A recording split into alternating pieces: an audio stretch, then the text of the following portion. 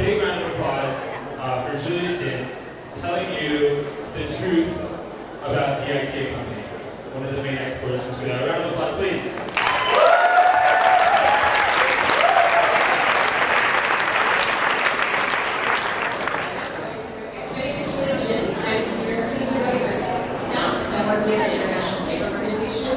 Better factories in Julia.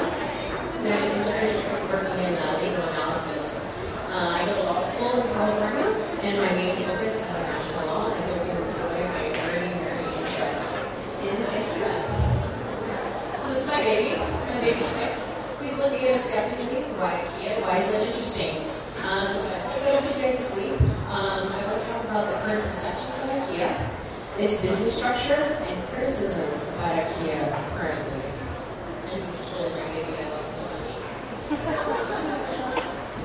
So this is my project. This is IKEA. This is not an IKEA-bashing presentation. That is an IKEA couch. I looked at his biography. I looked at the various articles that are available. He did a really good job of trying to hide exactly how IKEA is structured. So I did my best, and really my plates, my cups, everything from IKEA. So this is me. This is me building my mom desks, or my mom drawers, and IKEA really is an amazing concept. It's cheap, you walk to IKEA, there's something for everybody, and everybody will love something IKEA, and if I can build it, any of you can, absolutely. So this is a guy, our 8-bar camera in 6 minutes, and he wanted to make IKEA world. And I bet many of you know him, he's known to be a really chill guy, not really too show-offy. He was one of the richest men in the world at this moment, and he wanted IKEA to be a world past his life, past his kids' life, and to make sure it would survive. So this is one of the IKEA showrooms. I'm sure many of you have seen it. IKEA was his first store in 1958, and he first moved IKEA from Sweden to Denmark in 1973. His first attempt to lessen the tax consequences. He hired attorneys from Switzerland, Denmark, Sweden, France, and England to help him figure out how to lessen it. This is an IKEA in Southampton, and it's a beautiful place. Right now, there's 316 stores in 38 countries in IKEA. It's constantly growing. It's expansive space company. And location's key. I want to be clear here. The IKEA stores do pay some taxes in the place where they set up. A little amount. And this is something I found in Phnom Penh. I was driving around. They apparently make also actually an IKEA furniture. IKEA is actually not very interested in third world countries. It's all about location. You see an IKEA spring up, there's going to be shopping malls, there's going to be apartments, everything. So far I'm interested. So where is IKEA headquartered? Most of you would say Sweden. Actually, it's in Liechtenstein and in the Netherlands. And he did a very genius thing. He split IKEA into 2 sections. He said the physical stores and the intellectual property. And this was his method of ensuring IKEA would have little tax. So on this side, we have the physical IKEA stores. This is the foundation. It's a non-profit foundation in the Netherlands. And IKEA Holding owns all of the physical stores. And these little other corporations, all these ones that he made to try to ensure IKEA would live forever. Now on this side, we have the IKEA concept and the trademark control. Oh no, it didn't show up. Okay, well there's, in Liechtenstein, there is a family foundation, basically the way that these society tried to protect his money. And there's supposed to be many little organizations here for how he's done that and tried to hide it. So the Interrobble Foundation went to sign, and he's very embarrassed when it's online and everyone's found out about it. So the IKEA Foundation is the world's biggest nonprofit. It owns the physical IKEA stores, like I said. And in 2010, it earned $4.1 billion, and its net worth is $26 billion in 2006. Its mission is to promote and support innovation in the field of architecture and interior design. I'll let you guys decide whether that's a worthy charitable idea. So the Family Foundation is a charitable family foundation again, created to ensure IKEA's eternal life and maintain Social Security, 15.4 billion funds. The main point is that 3% of all the sale royalties go to this untaxed family foundation. It's 11 billion in the last 20 years. It's a lot of money. So what's the problem? What's the issue here? So with the foundation, it's an unfair business advantage. They're not taxed, and they're allowed to have an actual business under business associated with charitable foundation. So with the Family Foundation, like I said, it's just to protect their fortune. They also have charitable purpose, but they do not pay anything. It's just for them to people to check out. So this is not an IKEA-bashing presentation at all. They do some philanthropy. They work with Save the Children and UNICEF. They have a software program, so for every single software that's purchased in IKEA, €1 goes to UNICEF.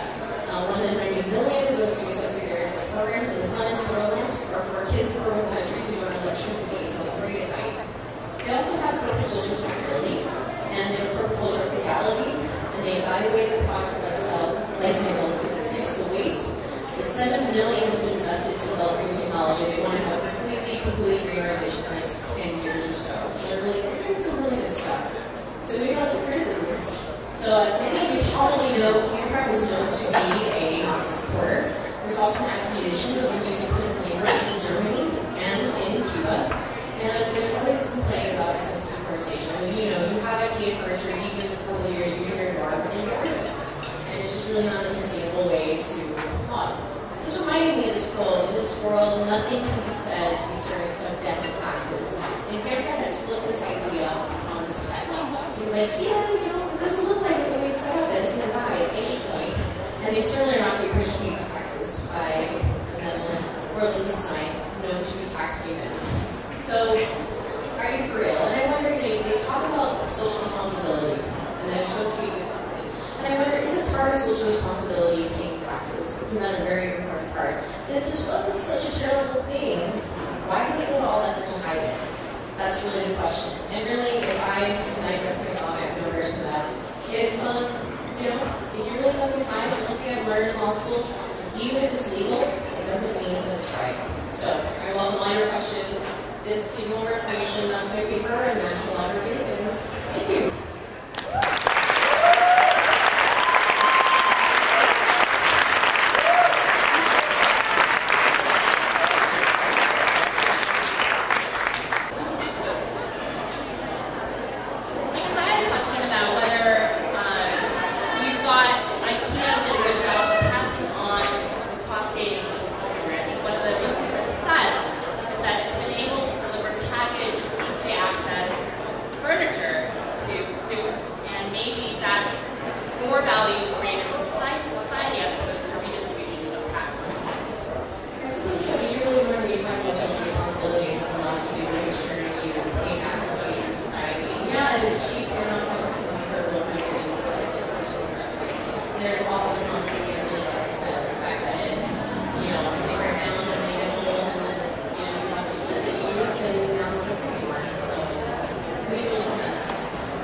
There we go.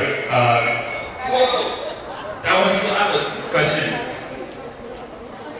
Why IKEA?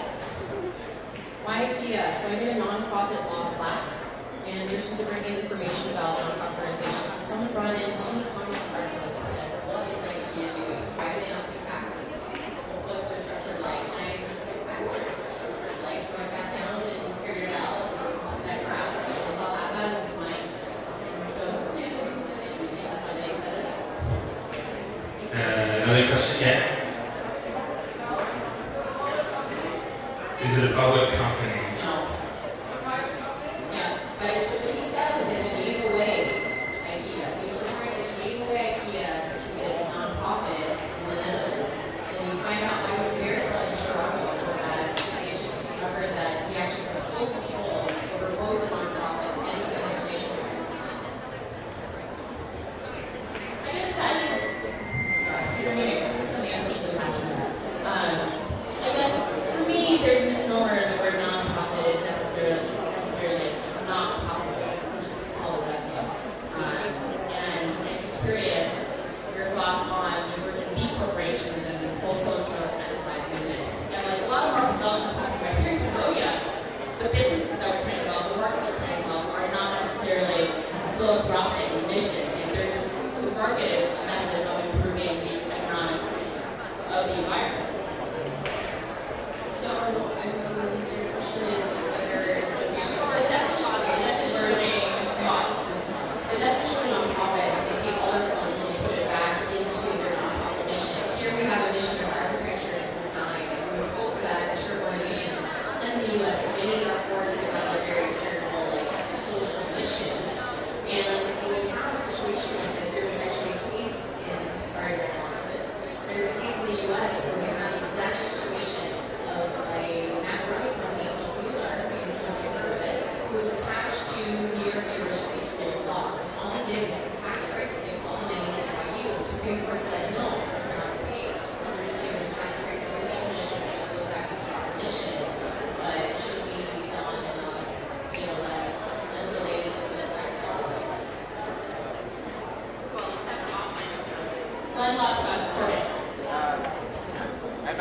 from ILO, you're exploring this, but I know that IKEA does a lot of production in Vietnam. What's your presence in Cambodia from the production side, and are there any implications on lumber and deforestation that's going on here? So he doesn't do a lot of work in Cambodia, actually. I don't think that might be actually. No, I don't know. I know Vietnam, they do. Right. So actually most of the lumber they get is actually from Poland and Russia, which is very funny. And currently, I see something about in Russia, they're really actually a version of